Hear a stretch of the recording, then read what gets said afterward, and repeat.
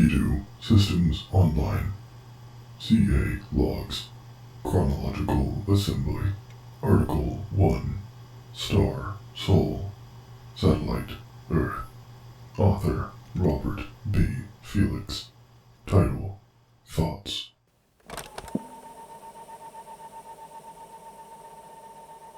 Entry 1. Time, 1st of September. Let this be a lesson to humanity.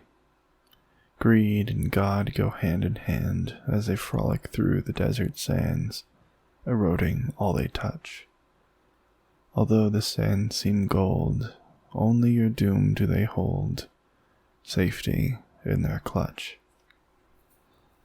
Only in my poetry do I feel some semblance of humanity. The endless dunes, deserts, and dust bowls that stretch across this once lush and green planet. It reminds us of our true nature. We live to consume, create, and then destroy. I do not know why I weep for the future, for I know there likely is not. But if you're listening to this, then somehow we made it. Or perhaps you're not even human.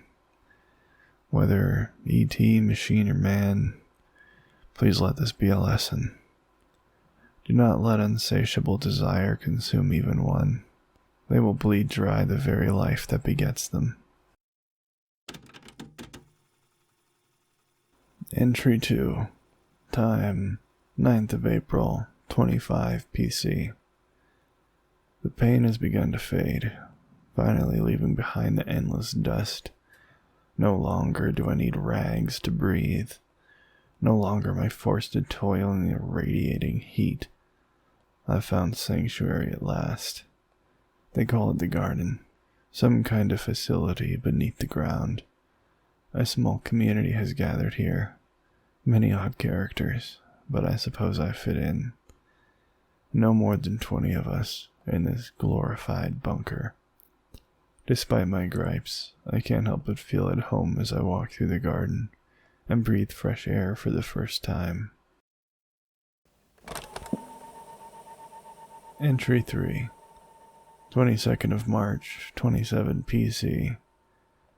In my time, only stories remain of the luxuries of our parents.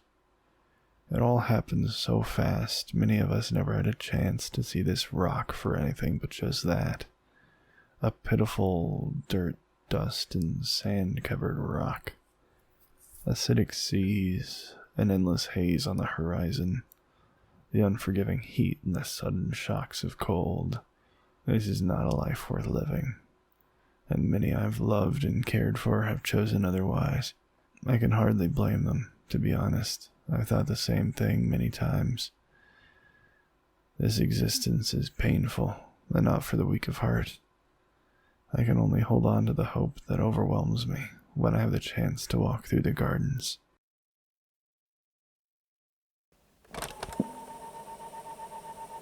Entry 4. Time, 3rd of August, 30 PC. The gardens are the only place where life seems to exist. Thankfully, our ancestors, even though they were destroying everything, they thought to keep a piece of it all and planned for our resurgence from the ashes of our folly. Machinery to rebuild, seeds to resow, and the most sophisticated technology, said to be used to help fight off starvation before the collapse. Cloning vats, with a collection of genetic information on almost every once living thing on Earth. With the exception of humans, that is. It was not long until we were experiencing again the delicacies of our ancestors that they severely took for granted.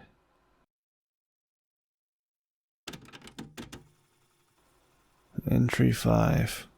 Time, 7th of January, 33 PC. We've taken on more and more people of the dust. Our numbers have grown far more than I expected. The technology we've rediscovered has allowed rapid expansion and has encouraged many to settle down here and have children. I am now one of the many lucky and proud fathers in the garden. Their mother, Shara, passed away giving birth. Although my eyes well up, no tears reach my cheeks. Perhaps it's how fast we met and settled down, or the endless mundane of my daily life that drowns out all the emotion. I can't help but feel like this reflects poorly on me. Entry 6. Time, 17th of November. My family and I reside in the main agricultural branch of the garden being located across the Great Plains of North America, above the Ogallala Aquifer. Some sections expanded above ground, but most below. Using the resources left behind, we've expanded our repertoire to encompass all the machines and ever-growing list of duties. We know how to farm by hand, but with my twins taking a liking to robotics, they've helped automate many of our mundane tasks with schematics and prototypes left behind. Much of the community has agreed that education is the most important factor in our survival, so the children are often not tasked with much else but to read and learn as much as they can, for when their time comes to carry the burdens our ancestors forced upon us.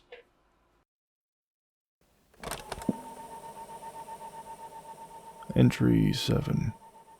Time, 11th of December, 53 PC. There might be other gardens and havens out there, but I will not forgo the gifts Fortuna gave me.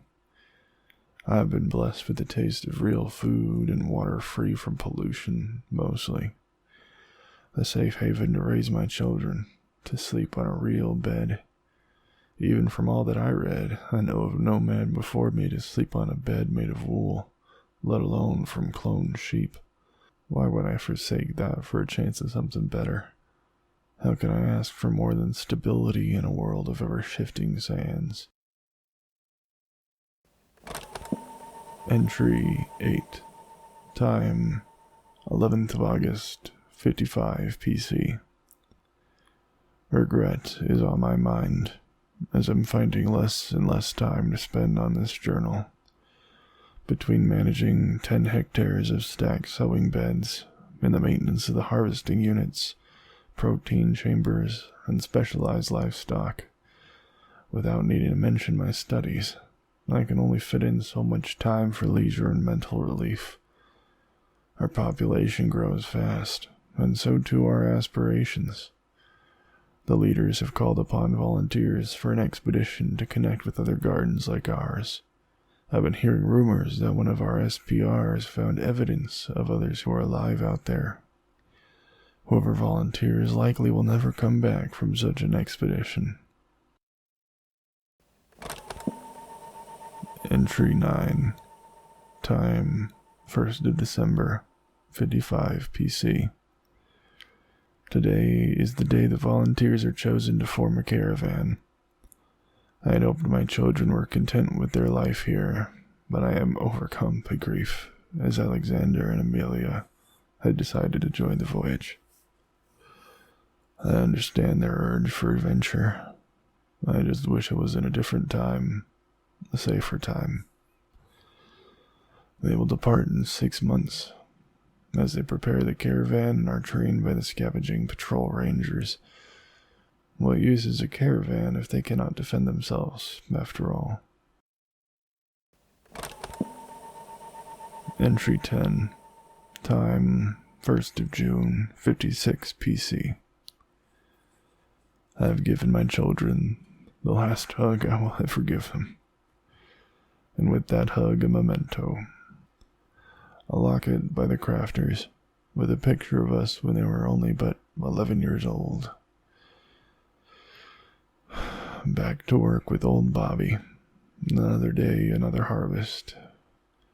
From here on, only hope will keep me company. If I had one wish, it's that my children were able to lead a life similar to mine, if not better. Entry 11. Time, 14th of September. Something stirs in the dusts. The SPRs are telling us to barricade ourselves in. Never before, in all the raids against the garden, have they ever had to take such a precaution. I fear for the safety of Amelia and Alex. They'll be in my dreams tonight.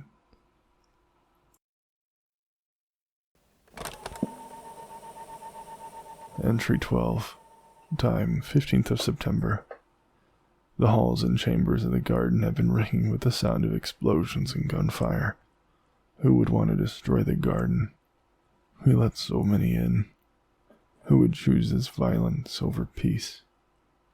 This may be my last entry. To my children, I'm sorry that you had to grow up without a mother. I prayed every night that I would be enough for you too, that I could provide you with happy lives. I hope I did the best that I could for you, and I'm sorry that we may never see each other again. Amelia, my strong little girl, please put aside your sibling squabbles for me and look after your brother. He loves and adores you, and it's always pained me to see you run off and leave him behind. Hold on to your brother. Protect him. He's the only family you have. Alexander, your genius knows no bounds, and neither does your heart. If it weren't for you, I'd be a decrepit old hunchback, broken from the hard life we've had to bear. Do not be afraid to be who you are. This life is hard enough as it is. Don't let the cruel words of others hold you back from happiness. I'll love you too forever and always. Dad. Entry 13.